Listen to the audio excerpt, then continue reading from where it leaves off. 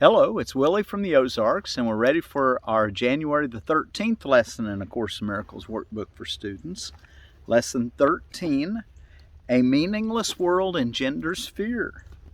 A meaningless world engenders fear. Today's idea is really another form of the preceding one, except that it is more specific as to the emotion aroused. Actually, a meaningless world is impossible. Nothing without meaning exists. However, it does not follow that you will not think you perceive something that has no meaning. On the contrary, you will be particularly likely to think you do perceive it. Recognition of meaninglessness arouses intense anxiety in all the separated ones. It represents a situation in which God and the ego challenge each other as to whose meaning is to be written in the empty space which meaninglessness provides. The ego rushes in frantically to establish its own ideas where the ego rushes in frantically to establish its own ideas there,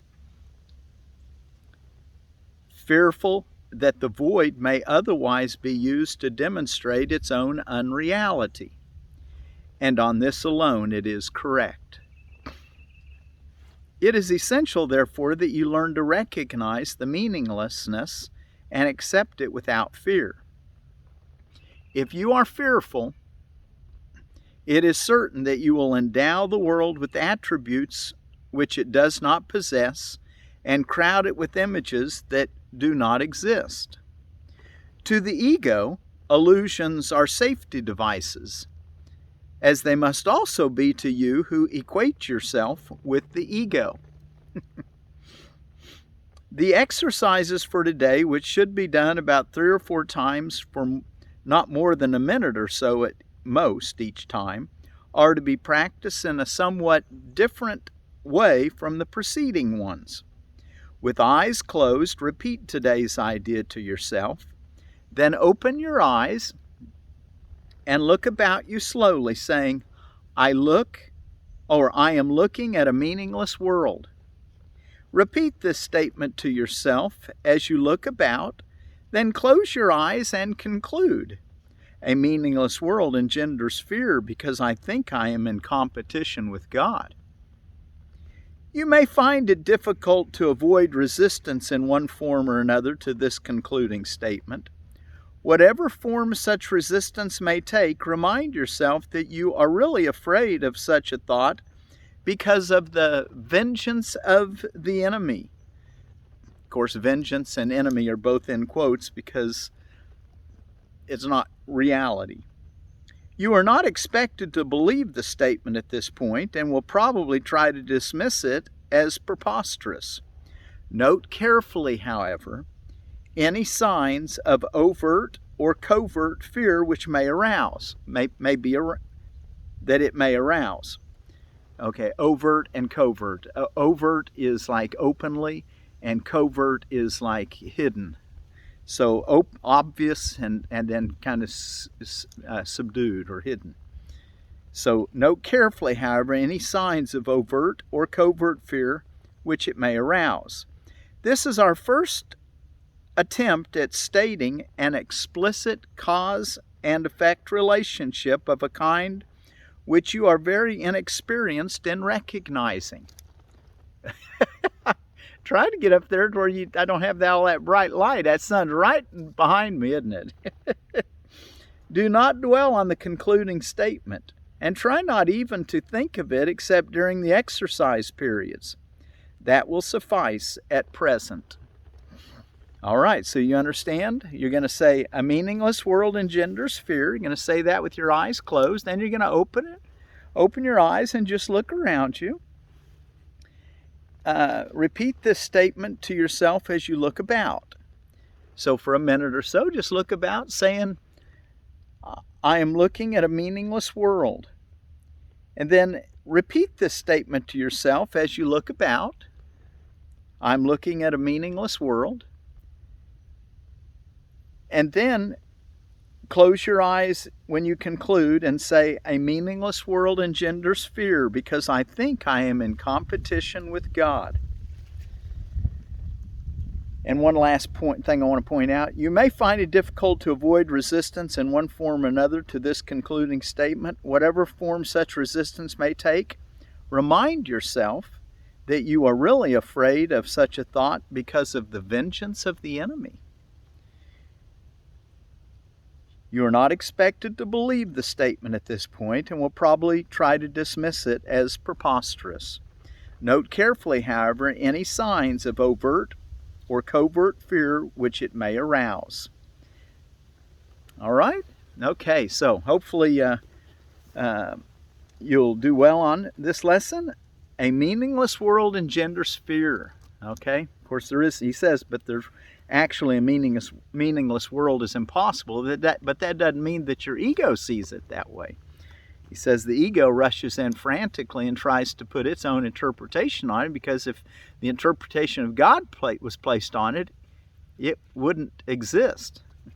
We're going to learn about how, when we understand our own true identity today, we're going to read about that in our text, which we've already read. I'm going to bring our attention to it, that in the joy of God, the ego is nothing. You wouldn't even choose it. All right, let's see. And we're going to read out of our Manual for Teachers. We'll be ready for Section 7, Should Healing Be Repeated? So as you're opening to that, if you'd like, but before we read that, I want to read these highlighted points in Chapter 4, The Root of All Evil, starting with the introduction. And I also wanted to tell you just a minute about, so look at this. This is a, who knows what that is? Let's see if I can get the sun out of it, put my head in front of the sun. I'm between a forked tree, and that sun is right there in the fork. It'll pass by here pretty quick. This is a celery root. Very tasty. I've just started eating them. I didn't even know they were an edible. Some celery roots are bigger than others. In other words, some varieties are more sought after for celery root. And I found this in the Seed Savers Exchange, and it's called the Monstorpolgi, Monstorpolgi, Monstorpolgi. It's an Apium graveolens, savored by Seed Savers Exchange members for more than 20 years and reportedly by the French since the 1600s. This celery root variety has a mild, sweet celery flavor and firm, round roots that measure 3 inches long and 3 to 4 inches wide. Its roots, stems, and leaves make a fine addition to soups and stews. Acquired from member Susan Ashworth, who obtained it from Redwood City, California Seed Company. It's 100 days, a biennial. All right, so anyway, celery root. The root of all evil. Talking about roots. Okay, the root of all evil. The Bible says that you should go with a brother twice as far as he asks. It certainly does not suggest that you set him back on his journey. Devotion to a brother cannot set you back either. And that was a quote out of Matthew 5:41. And out of Psalm 46, he says, if you speak from the soul, you have chosen to be still and know that I am God. These words are inspired because they come from knowledge. The journey to the cross should be the last foolish journey for every mind. Do not dwell upon it, but dismiss it as accomplished. If you can accept it as your own last foolish journey, you are also free to join my resurrection. Do not make the pathetic human error of clinging to the old rugged cross. The only message of the crucifixion was that we can overcome the cross. Unless you do so, you are free to crucify yourself as often as you choose. But this is not the gospel I intended to offer you. We have another journey to undertake, and if you will read these lessons carefully, they will help to prepare you to undertake it. That was in the introduction. Now, under the first section, or the second section, right teaching and right learning, he explains there in that very beginning, there is, however, only one cause of all. We have spoken of many different human symptoms, and at this level there is almost endless variation. There is, however, only one cause of all of them. The authority problem is the root of all evil. Money is but one of its many reflections, and is a reasonably representative example of the kind of thinking which stems from it. And that was taken from 1 Timothy 6 and verse 10. Going on down, change is always fearful to the separated ones because they cannot conceive of it as a change towards healing the separation. They always perceive it as a change towards further separation, because the separation was their first experience of change. Man's self and God's self are in opposition. They are opposed in creation, in will, and in outcome. They are fundamentally irreconcilable because the soul cannot perceive and the ego cannot know. They are therefore not in communication and can never be in communication. Nevertheless, the ego can learn because its maker can be misguided but cannot make the totally lifeless out of the life given. The soul need not be taught, but the ego must. When I remind you of your true creation, your egos cannot but respond with fear. Teaching and learning are your greatest strengths now because you must change your mind and help others change theirs. You have dreamed of a separated ego, and you have believed in a world which rests upon it. This is very real to you. If you are willing to renounce the role of guardians of your thought system and open them to me, I will correct them very gently and lead you home. Every good teacher hopes to give his students so much of his own thinking that they will one day no longer need him. This is the one real goal of the parent, teacher, and therapist. I will teach with you and live with you if you will think with me, but my goal will always be to absolve you finally from the need for a teacher. This is the opposite of the ego-oriented teacher's goal. He is concerned with the effect of his ego on other egos and therefore interprets their interaction as a means of ego preservation. I would not be able to devote myself to teaching if I believe this, and you will not be a devoted teacher as long as you maintain it. I am constantly being perceived as a teacher, either to be exalted or rejected. But I do not accept either perception for myself. I love that. When you are afraid, be still and know that God is real, and you are His beloved Son in whom He is well pleased. The ego is afraid of the soul's joy, because once you have experienced it, you will withdraw all protection from the ego and become totally without the investment in fear. God is as incapable of creating the perishable as the ego is of making the eternal. Of your egos you can do nothing to save yourself or others, but of your souls you can do everything for the salvation of both. Humility is a lesson for the ego, not for the soul. The soul is beyond humility because it recognizes its radiance and gladly sheds its light everywhere. The meek shall inherit the earth because their egos are humble, and this gives them better perception.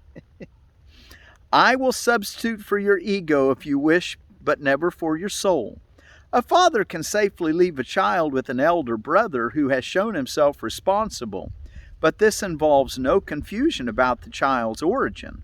The brother can protect the child's body and his ego, which are very closely related, but he does not confuse himself with the father because he does this, although the child may. I can be entrusted with your body and your ego simply because this enables you not to be concerned with them and lets me teach you their unimportance. I could not understand their importance to you if I had not once been tempted to believe in them myself. Let us undertake to learn this lesson together, so we can be free of them together. I need devoted teachers who share my aim of healing the mind. The soul is far beyond the need of your protection or mine. Remember this. In this world you need not have tribulation, because I have overcome the world. And of course he's referring to John 16:33 in that. In this world you need not have tribulation, because I have overcome the world. That is why you should be of good cheer. And now in section 3, the ego and false autonomy. Thinking about another ego is as effective in changing relative perception as is physical interaction. There could be no better example of the fact that the ego is an idea, though not a reality-based thought. Belief is an ego function, and as long as your origin is open to belief at all, you are regarding it from an ego viewpoint. This is why the Bible quotes me, in John 14:1 by the way, as saying, "Ye believe in God, believe also in me." Belief does apply to me because I am the teacher of the ego. When teaching is no longer necessary, you will merely know God. Belief that there is another way is the loftiest idea of which ego thinking is capable. That is because it contains a hint of recognition that the ego is not the self. Undermining the ego's thought system must be perceived as painful, even though this is anything but true. Babies scream in rage if you take away a knife or a scissors, even though they may well harm themselves if you do not. The speed up has placed you in the same position.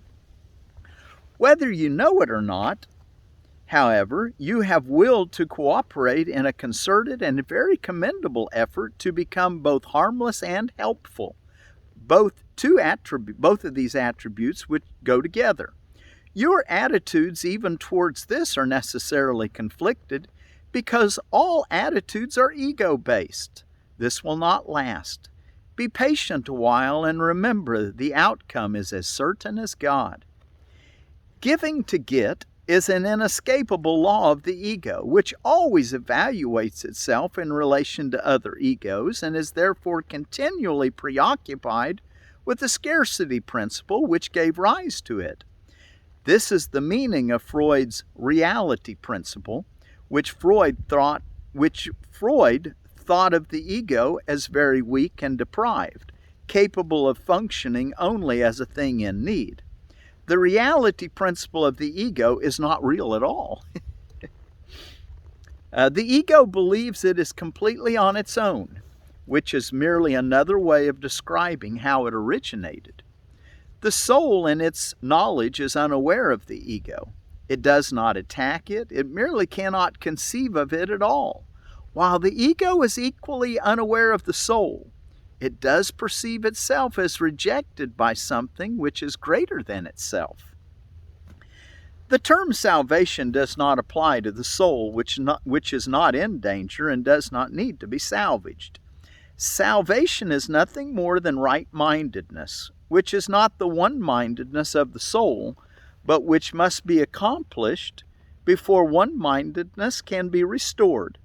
Right-mindedness dictates the next step automatically because right perception is uniformly without attack, so that wrong-mindedness is obliterated. The ego cannot survive without judgment and is laid aside accordingly. Confusing realms of discourse is a thinking error which philosophers have recognized for centuries. Psychologists are generally quite deficient in this respect, as are many theologians. Data from one realm of discourse do not mean anything in another because they can be understood only within the thought system of which they are a part. That is why psychologists are concentrating increasingly on the ego in an attempt to unify their clearly unrelated data. It need hardly be said that an attempt to relate the unrelated cannot succeed. The more recent ecological emphases are but another ingenious way of trying to impose order on chaos. We've already credited the ego with considerable ingenuity, though not with creativeness.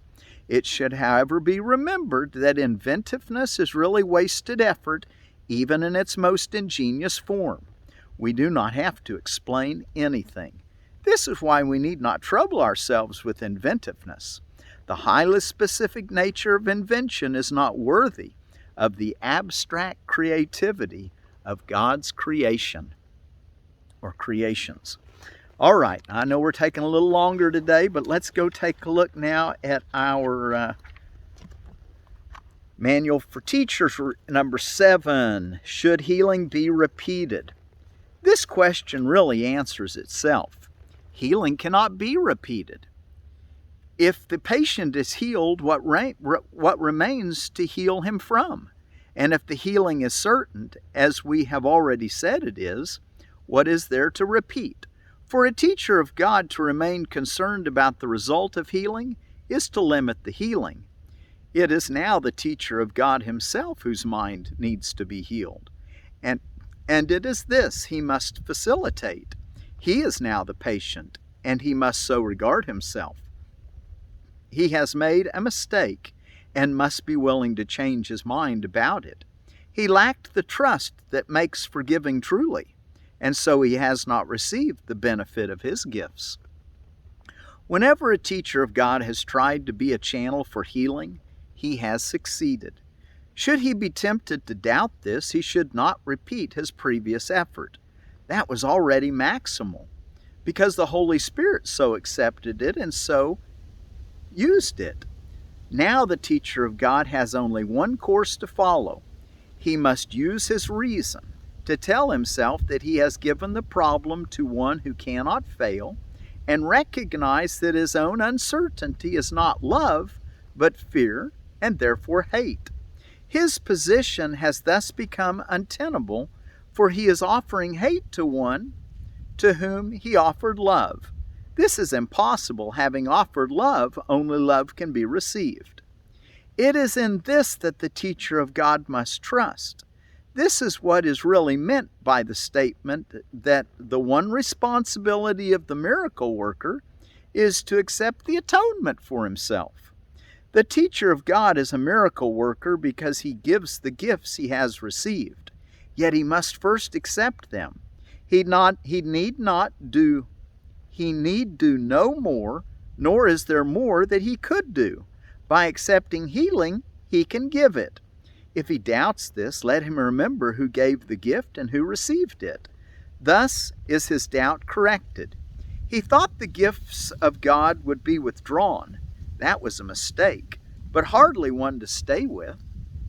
And so the teacher of God can only recognize it for what it is and let it be corrected for him. One of the most difficult temptations to recognize is that to doubt a healing because of the appearance of continuing symptoms is a mistake in the form of lack of trust. As such, it is an attack. Usually it seems to be just the opposite. It does appear unreasonable at first to be told that continued concern is attack. It has all the appearances of love, yet love without trust is impossible, and doubt and trust cannot coexist. And hate must be the opposite of love, regardless of the form it takes. Doubt not the gift, and it is impossible to doubt its results. This is the certainty that gives God's teachers the power to be miracle workers, for they have put their trust in Him. The real basis for doubt about the outcome of any problem that has been given to God's teacher for resolution is always self-doubt, and that necessarily implies that trust has been placed in an illusory self, for only such a self can be doubted. This illusion can take many forms. Perhaps there is a fear of weakness and vulnerability. Perhaps there is a fear of failure and shame associated with a sense of inadequacy. Perhaps there is a guilty embarrassment stemming from false humility. The form of the mistake is not important. What is important is only the recognition of a mistake as a mistake. The mistake is always some form of concern with the self to the exclusion of the patient. It is a failure to recognize him as part of the self and thus represents a confusion in identity. Conflict about what you are has entered your mind, and you have become deceived about yourself. And you are deceived about yourself because you have denied the source of your creation. If you are offering only healing, you cannot doubt. If you really want the problem solved, you cannot doubt. If you are certain what the problem is, you cannot doubt. Doubt is the result of conflicting wishes. Be sure of what you want, and doubt becomes impossible. Okay, and let's take one last look at Lesson 13. A meaningless world engenders fear, and the associated idea that you're going to tell yourself after you've done that, after you've closed your eyes, and then you look around and you say, a meaningless world engenders fear because I think I am in competition with God. That's what you'll say at the end of first you'll close your eyes and say a meaningless world engenders fear, and then you'll open your eyes and look about for a minute or so, continuing to say in your mind, I'm looking at a meaningless world. And then you'll close your eyes again and say a meaningless world engenders fear because I think I'm in competition with God. And then you'll look for any kind of overt or covert fears that may arise. Whatever form such resistance may take, remind yourself that you are really afraid of such a thought because of the vengeance of the enemy. And I might add that what I do is I usually just have my book opened right in front of me when I'm doing my meditation, or my practice period as he calls it. And then I glance down and I look at these associated ideas when I need to bring my memory up to what he's saying. So anyway, until tomorrow, practice. A meaningless world engenders fear. Thank you all.